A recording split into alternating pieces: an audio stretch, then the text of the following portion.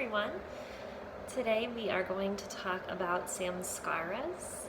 So this was the focus of our yoga therapy group last night, and I wanted to put a recap online for anyone that couldn't make it or who's just interested in learning more. So samskaras come from the yoga tradition, and samskaras refer to habitual behavior patterns.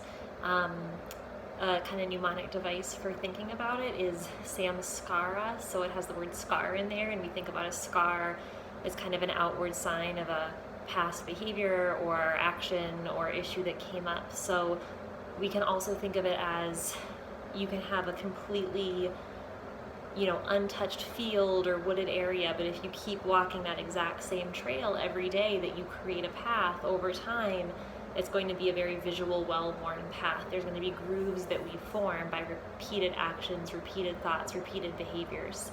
So samskaras are referring to those repetitive actions that end up becoming a pattern.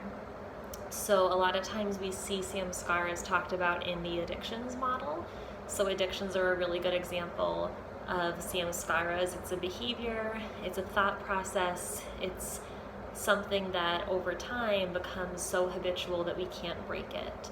Samskaras are also discussed as far as karma and karmic inheritance. So if there's this belief that whether it's past life or whether it's something we inherit into this life cycle, it's these patterns that are really hard to be broken. We have to live through enough to learn how to break those patterns later. So the root word is sam, meaning complete or join together, and kara, which is action, cause, or doing. Something else that comes up with samskaras is beginning to intertwine your vision, your identity, your belief about yourself with these behavioral patterns. So a lot of times we hear people saying, I am an addict, or I'm depressed, or I'm anxious. They identify as their symptoms, they identify as their diagnosis, they identify as their behavior patterns, but they become to kind of limit these self-limiting beliefs, and now you feel really stuck. So the theme of our class related around behavior patterns, because from a psychological perspective, we know that neurons that fire together wire together. So we need to try to break up these behavioral patterns by changing our thoughts, changing our actions, changing our breath patterns, changing our daily routines, and we touched a little on some of those skills yesterday. So I will review some of the skills we use so that you can practice them at home. So number one is from Kundalini Yoga. And so with Kundalini Yoga, we always open up with the mantra, Om Namo Gurudev Namo, and we say that 3 times. So if chanting is something that you're comfortable with in your practice, you can sit, close your eyes, take a few deep breaths, and ground yourself. Feel safe, feel connected to your surroundings. You might feel good just doing that, taking a moment to check in with your breath, check in with your presence, setting an intention for your day. And if chanting is part of your practice, taking a moment to chant out loud or silently 3 times, Om Namo Gurudev Namo. And I'll write down the wording for it below if that helps you as well. So once we've kind of grounded ourselves and set this intention, we are going to work on some breath of fire, which is Kundalini Yoga breath work. So this is supposed to help us come up with new patterns in our day. So think about it, breath is one of those things that's very unconscious, but we can get stuck in unhealthy breath patterns. So a lot of times if we are anxious, if we have depression, if we just go through our day really frenetically, we have very shallow chest breathing, and that's not good for our anxiety. So we want to cultivate belly breathing, but we also want to sometimes shift our patterns very drastically. So breath of fire is a really quick way of doing that. So with breath of fire, we have different hand movements that we can use, but the one that we usually prefer, we can even rub our hands together first to cultivate some energy. We take our hands, we bring our fingertips down to the pads of our hands, thumbs out, arms go up to 60 degrees about, more or less. We're going to gently close our eyes, take a deep breath in, a deep breath out, about half a breath in, and then with that half breath, we're going to do sharp and exhales and inhales, so it feels like we're not fully emptying or filling the lungs. With every exhale, we're gonna pull that belly in. So engaging that core and we can breathe through our mouth or we can breathe through our nose. So we're gonna try, the goal is 5 minutes. We're not gonna do 5 minutes on our video. I'm just teaching you the practice. You can pause the video and do in your own time. But fingers down to the pads of your hand, thumbs out, 60 degrees, eyes closed, deep breath in, deep breath out, half a breath in, and exhale belly in, inhale, expand belly. We can start slow, but we want to have the goal of going a little faster, so like this. Or with mouth closed, it's a little harder, through our nose. And we should be feeling that belly pulling in and out with that exhale and inhale. So the goal is to try to do that for 5 minutes. Breath of fire is something that you want to build up in your practice. So you don't want to just jump into doing 5 minutes all at once, right? So breath of fire, it really wakes up our nervous system. It brings a lot of activation. It can be really powerful. So you might want to just start a little bit. And at the end, we want to do a nice calming 3-part breath. So we want to take some time to recover. So nice deep breath in through our belly, through our chest, and a nice exhale. And we might need to do that for a few minutes just to recenter and ground ourselves. Up next is Sufi circles. So we can do this sitting cross-legged on the floor, or we can sit in a chair. We're gonna put our hands on our knees, and we're gonna lean to the left, lean forward, lean to the right, and lean back. We're gonna go around in the circles. Inhale as we lean forward, expanding our belly. Exhale, pulling back. And as many of these as feel good on this side, and then we'll switch sides. Circling around. And just waking up any stagnant energy, starting at the base of our spine, through our first and second chakra, through our hips, up through our rib cage. Our rib cage is beginning to move maybe a little bit more. Maybe our shoulders get involved. And our head and neck are gently flexing and extending as we go through our circles. Beautiful. So again, as many as we feel comfortable on either side.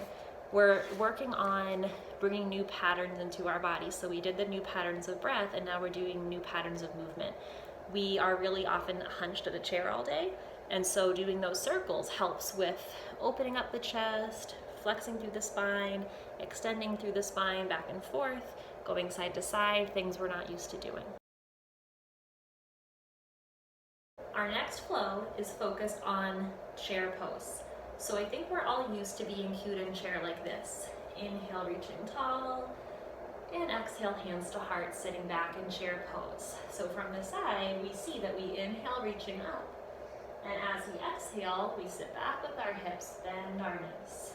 Inhaling up, and exhaling back to chair pose.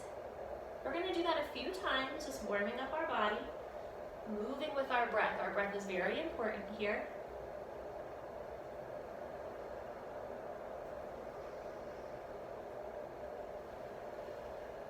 Heating up, getting fully engrossed in the moment. And then we're going to pause, and we're going to alternate the breath. So changing up those patterns again. So this time, as we come down into chair, we're taking an inhale. And as you reach up overhead, lengthening, and exhale. Sitting back, inhale. Reaching up, stretching, exhale. Now that feels a little weird if we're used to being cued the other way, so let's do it a few more times. Changing up our patterns, changing up what we expect. Exhale up. Inhale down, it's really hard to do. Exhale up. Inhale down. Exhale up. One more, inhale down, exhale up.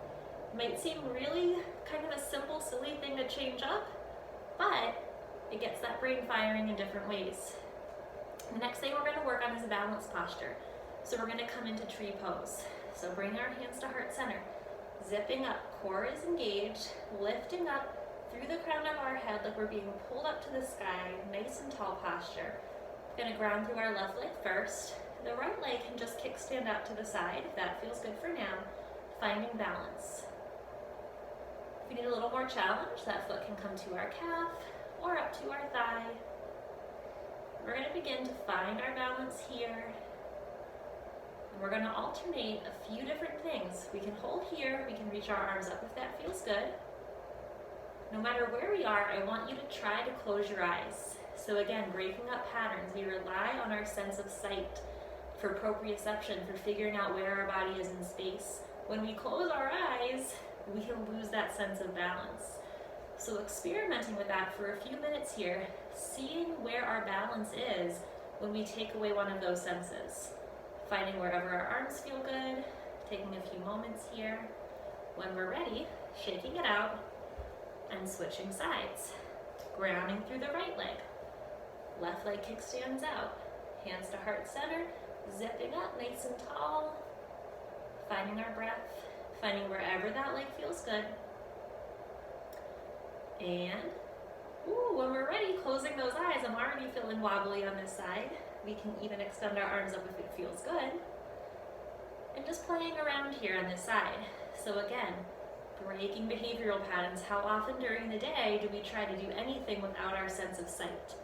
This is really getting us cued in to just that one difference, making a major change for us. Taking as long as we want on this side. When we're ready, coming back down. The next pose we're going to work on comes from a somatics exercise. So in nature, when animals are threatened, they either fight, flight, or freeze. So when you are able to run away or fight back, you burn off that adrenaline in the moment. So it doesn't come back to affect you later. It doesn't turn into cortisol. It doesn't turn into chronic trauma stored in the body. When animals freeze, like a possum, they escape their predator by playing dead, per se, but they actually have a shaking response immediately after that dispels the adrenaline. As humans, very often during our day, we don't get a chance to expel adrenaline. We have threats that are coming at us through the news, through the TV, through our phone, uncomfortable conversations with friends or family, coworkers, bosses. We might feel threatened at times. There's so much going on in our world that's scary, but we're not in a position where we are able to expel the adrenaline that comes up. So there was a lovely book called Why Zebras Don't Get Ulcers. And it explains how chronic stress in humans, when we can't expel that excess adrenaline, causes health issues long term. So this is a really simple way of expelling some of that pent up energy. It's not 100% foolproof. Really, if you can take some time in your day to go for a run, take a kickboxing class, do any other kind of physical activity to get all of that excess energy out, that is ideal.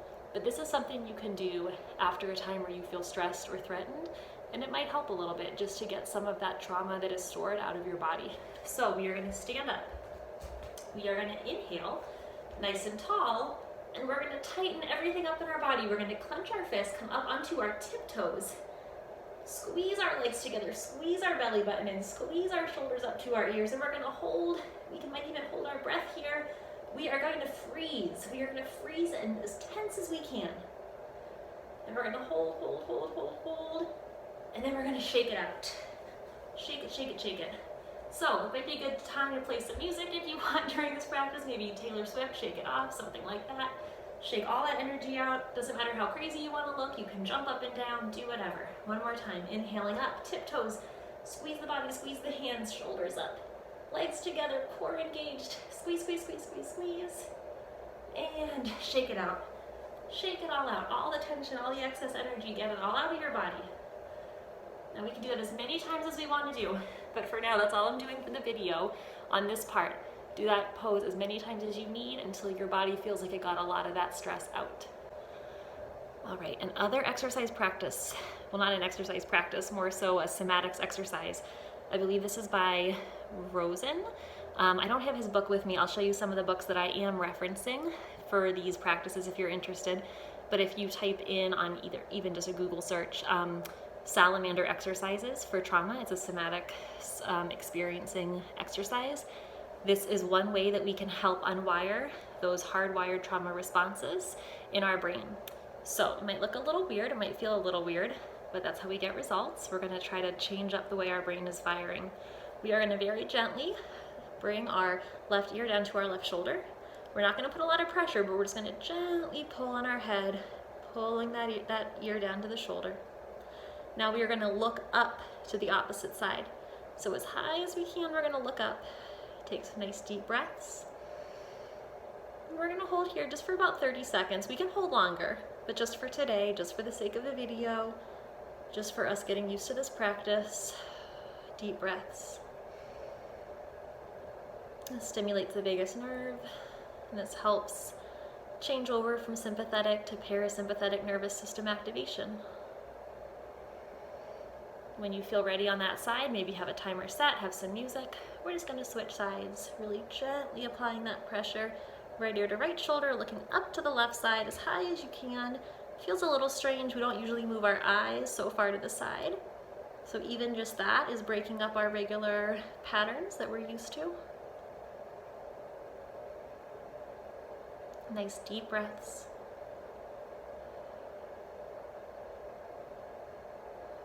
Awesome, when we're done, maybe move our neck side to side, maybe shrug our shoulders, maybe one at a time. And just release any stress or tension that came up. You might feel like yawning, you might feel like stretching. So we have a lot of signs that our vagus nerve is getting activated, and a lot of times that might be a yawn, that might be laughter, it could be crying, but it's letting us know that we're activating that different emotional state in our body. So we are gonna close today with coming up with our own journaling exercise. I'm going to give you some ideas that I have used in some of the workshops that we're leading on these themes. So I'm actually going to show you the books that I'm using. So this is a wonderful book, the Yoga CBT workbook for anxiety. I use this a lot with clients and sessions, but there's some great journaling prompts. So on page 135 and 134, we're actually going to talk about the patterns emotionally that we get stuck in and how our actual physical behaviors and thoughts can lead to different states. So we want to think about, maybe in a journal or maybe just reflect, what does anxious look like to us? So what do my face and body express? Do I smile, frown? Does it match how I feel? How is my posture? How is my speech? My tone of voice? Do I become demanding or do I shrink away? Do I try to make myself invisible? Do I talk a lot or not at all? Do I make eye contact? Maybe consider what it might be like to have a conversation with the you that you are when you're anxious. What does that look like to someone else on the outside? And then we're going to switch gears and think about what your calm self looks like. So write an example of when you weren't anxious, you were able to respond calmly in a situation. So what were you feeling before you even began to talk? What were your emotions? What was your posture? What was your breath? What was your intention? Why do you think you weren't anxious in that situation? So I think by journaling and thinking about those things, we begin to explore that there's a lot more to it than just saying, oh, I'm just anxious, I just have anxiety. We go into this idea of certain situations, depending on who we're around, what our trauma history is, what our triggers are, what we did that day that maybe put us into an anxious state or a calm state. If I just left yoga class and my posture is relaxed and I feel confident, I feel good about taking up space, I feel strong, and I encounter a scary situation or just an uncomfortable situation, I run into someone on the street that I had an argument with last year, as an example, I'm going to feel much more able to respond to them in a calm way. I just left yoga class, I'm in parasympathetic nervous system state. My body posture is good, my body language is calm, my breath is good. I just worked my breath for an hour in yoga class, so I'm going to respond to them or be able to handle that situation very calmly.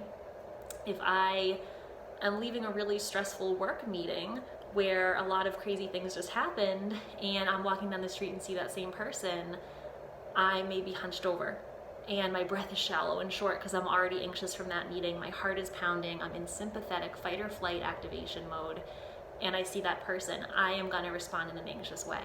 So it's not just the person, it's not just the trigger, it's not just the trauma that we have with that person, it's what state we're in that determines how we react in an anxious way, from a place of anxiety, from a place of confidence, from a place of calm. All of that goes into here, and that's where samskaras come in. Do we find ourselves constantly in a state of nervousness, anxiety, depression? Has it become this such a pattern that it's just a groove, that it's just this well-worn path that we're automatically there? And how do we stop that? How do we start maybe by cultivating a daily yoga practice, meditation practice, prayer practice, running, something we do every day that puts us into a good state? Neurons that fire together, wire together. How do we get our brain to form new connections and new pathways? So now every opportunity I am confronted with, I'm facing it from a place of relaxation, from a place of calm, from a place of confidence. So we want to change those samskaras to these positive patterns so that that helps to now enforce other positive patterns. So the way that I ended this theme of our class last night was a yoga nidra. Now yoga nidra is about a 20-minute meditation. So what I can do is try to post another yoga nidra eventually on our channel. For now, if you type in yoga nidra on YouTube search, you're going to find a whole bunch of them that are probably even better than I could do them. However, I will give you another resource, which is this wonderful book, Yoga Skills for Therapists by Amy Weintraub. And she lists some beautiful guided meditations in here, and she has a beautiful yoga nidra and a lot of other wonderful, wonderful skills. And they're not even really physical postures. A lot of them you can do seated, you can do, just as meditations. So for anyone who couldn't make our group, I hope this helps catch you up. For anyone who doesn't live local and is just not able to do our groups, hopefully posting these every week, you'll get a picture of what we do and they're helpful for you in some way. And I really hope that you enjoy. If you have any questions, please comment below or reach out to us. And have a really wonderful and blessed rest of your week and a really lovely new moon. Well, tonight it's going to be a new moon in Taurus. By the time you watch this, maybe it's not. But really good energies for everyone and blessings.